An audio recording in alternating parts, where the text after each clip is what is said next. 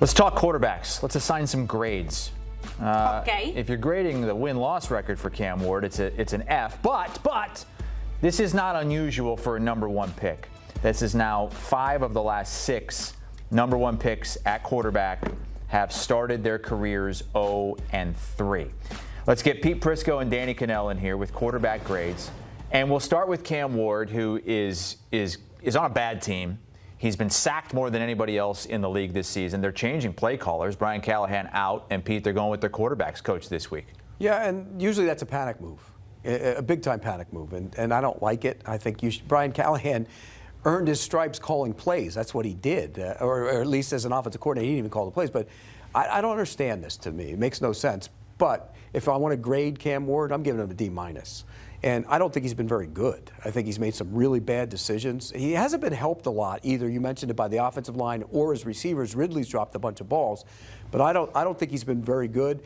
And a year ago, the guy that was playing that quarterback position had the same type of start to the season. Everybody wanted to run him out of town. Are you bringing Levis back? Well, I mean, you digging him up? How many years was that? Seriously. The same type of numbers. The numbers are similar. These are his first 3 games. Levis was his second year. He played the first year. A couple games, Danny? Come on. Yeah, but he was in the system an entire season. So no, it was a new system. Is remember? it D? Oh, you give D- or D+? D-. Does that pass?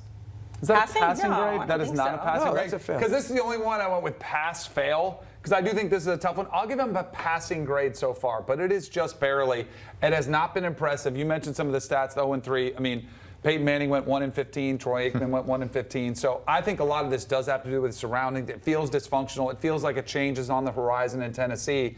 But I would have liked to have seen more. This is somebody that is supposed to be able to make plays with his legs, extend them, which he's done some, but he's still making some of the mistakes, and some of the carryovers that we saw in the college game are still coming over to the NFL side of things, where you're seeing some of those mistakes. The accuracy hasn't been there, just about 54%.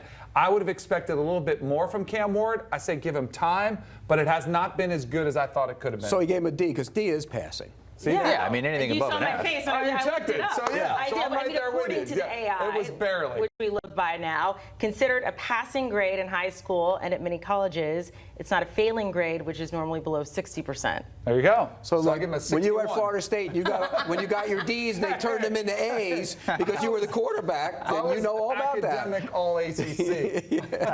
Well, I bet what basket weaving. I know how Bobby did. I bet you took. I was pre-med. I had ballroom dancing at one point. Bobby so was your, Bobby I can't Bowden say was your anything. coach. He was my coach. I know how he operated. Let's talk about Drake May and the Patriots here. Look, they did lose to the Steelers. He was sacked 5 times, career high for him when it comes to sacks. We are saying, look, there's a high level of play there. There's a lot of areas to clean up. Pete, you're the meter grader. What do you give No, him? I give a B-. I actually like what I've seen from him so far. It hasn't been clean all the way. He turned the ball over. He's fumbled the football. But they've had issues, too. I mean, you talk about a team with an offensive line that's in flux. He's been hit a bunch. But I like what I've seen from him. The numbers are okay, too. His completion percentage is pretty good. So I give him a B-.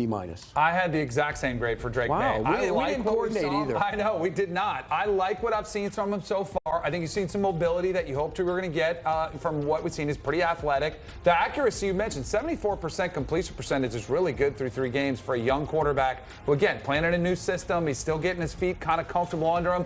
I like how he's stretching the field, 5 touchdown passes, does have a couple mistakes, but overall, I think if you're a New England Patriot fan, you have to be pretty excited about the future and some of the potential we've seen here so far.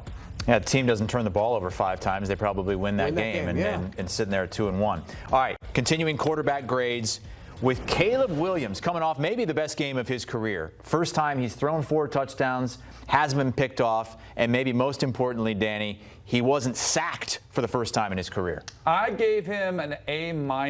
I've been really pleasantly surprised with Caleb Williams again, and I think the thing that Ben Johnson has been saying is that he's improved every week. I mean, this is somebody who's been given all the resources. He's working with a new offensive line. They've given him an entire new system, but you're seeing his comfort level getting more and more comfortable. He's been better with the turnovers. He's been more consistent, more accurate, and as he gets protection and he gets more comfortable, I think the big plays will come just like they did sort of last week in his breakout game that he's had so far with the 4 touchdowns and 0 interceptions. So I think you have to be really excited about what Caleb Williams has shown early. Everything has calmed down for him. His feet have calmed down. He's much calmer in the pocket. He doesn't leave quickly. It just looks better. He looks like he's grown up as a quarterback. I gave him a B. Look, I would give him an A, but he played against the Dallas Cowboys defense. That's like having a 7-on-7 game. You know, you have no pressure, no defense, no secondary. So he threw 4 touchdowns, and one of them was a flea flicker that basically anybody could have thrown. So I gave him a B. But I do see a lot of progress. Let's move up 18 years in age and go to Aaron Rodgers. Pete, earlier in the show, you said the Steelers don't have an identity right now. Obviously, we're very familiar with Aaron Rodgers. What grade would you give him so far? By his standards, a C+. By these other guys' standards, it probably would have been a B-. But because I'm used to Aaron Rodgers is usually Aaron Rodgers, and he hasn't always been this season Aaron Rodgers. There's been times where he's struggled. He's done some good things. I give him a C+ by his normal standard. That's how I grade it. I think he's getting there. He's getting more comfortable. They don't run the ball. That puts a lot of pressure on him in the passing game. But he's done. But what do you mean he's getting more comfortable? Because you look at the numbers, and game 1 was great, and then he's kind of tailed off since then. No, he's getting more comfortable with the guys he has. They play better teams too. I mean, look, better on the road. You're on the road a couple times. So I do think this is a big week for him against Flores' defense. We'll know more about him in Ireland. Yeah, we'll know more about him in terms of how he can throw the ball when you match up against that defense. I hate this so much. You see this email I sent to Tito? This was at 8:53 this morning. Aaron Rodgers, C+. We're the same. And I had the exact same thought process you did. We're talking about a Hall of Famer, one of the greatest quarterbacks ever, who I still think has an elite level of play. The Seattle game was the disappointment. Like, if you take away that game where it cost him a game, and somebody who has got one of the, I think he has the best touchdown to interception ratio over his entire career, for him to have those 2 interceptions that really set them behind that Seattle game. Other than that, if you take away that game and if he turns that one around, I think we could talk about an A. But for somebody who the expectation has been so clean, so careful with the football, that one game does have me docking him a little bit. Danny, you're morphing into Pete as we speak. I can see you getting shorter and getting more bald. Oh, that's right. Don't tell him he's getting bald. He'll get really good. It's like when the Super Bowl when the top blows over. All right, quick. What grade did you give Bo Nix? Go. C-. D+. Yeah. D+? Yes. Danny. And this is grading on the expectation that Sean Payton set for him coming into this season, that he was going to take this big step forward in year 2. I am pretty harsh, but you know what? He is turning into He's cost them a couple of games. You had the interception against Indianapolis. You missed a lot of receivers this past weekend against the Chargers. And again, the standard that Sean Payton set for him was, I think he can be one of the best quarterbacks in the league. I think he said top 5. Yeah. So he was right behind the elite 4. And there's been somewhat of a regression for Bo Nix. His footwork looks a little bit more frantic. Teams have taken away some of the underneath throws, forcing him to throw a ball down the field. So I think it's been a little bit of a sophomore slump. I still think there's plenty of time for him to play his way out of it. But based on the expectation that Sean Payton set for him, I think he's fallen well short of those expectations. C-, so we're basically in the same ballpark. I'm disappointed in him, in his deep balls. I mean, he had 3 shots last week of wide open receivers and missed them. He hits one of them, they win the game.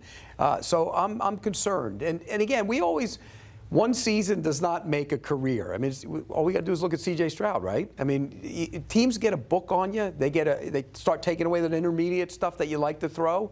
It becomes tougher. So this week is a challenge for him. This season is a challenge for him. I think teams have looked at what he did well that surprised people, his athleticism, running the football. So they've done a better job of containing that. And the deep ball that you mentioned. Last year was a lot more picking apart people underneath. Now they're taking those away, making them beat you down the field. And he struggled somewhat. And like the one he hit last week, 4th and 2, was a great play call, great design, guys wide open. It's an easy shot. I mean, he's not hitting in the middle of the field. He's not making those throws, and he's missing some balls down the field. We did a panic meter earlier on a bunch of 1 and 2 teams. We didn't do the Broncos. What would you give the Broncos right now as a team? In terms of panic? Yeah. It would be a 2. Very concerned. I'm concerned about that. Very concerned because with the Broncos, The defense Danny? was supposed to be so dominant. It's on the meter. Oh, yeah, you weren't a part of that. Sorry. 1 is small panic, 2 is very concerned, 3 was. Oh, so there's only 3 Sound levels. Yeah, there's only 3. Then I'll say 2 as well. In the middle, I thought it was 1 Danny's to 10. like, oh, because of 1 him, to 100, because Danny. of him, That's a right? 2. Because of him, and the defense hasn't been as good. Right. All right. Pete Prisco, Danny Kanell with their red pens out here grading some quarterbacks. We've got maybe the 2 best quarterbacks in the game going head-to-head, Lamar Jackson and Patrick Mahomes. Neither one has ever started the season 1 and 3, but one of them likely to do that, barring a tie this week, 4:25 Eastern from Kansas City.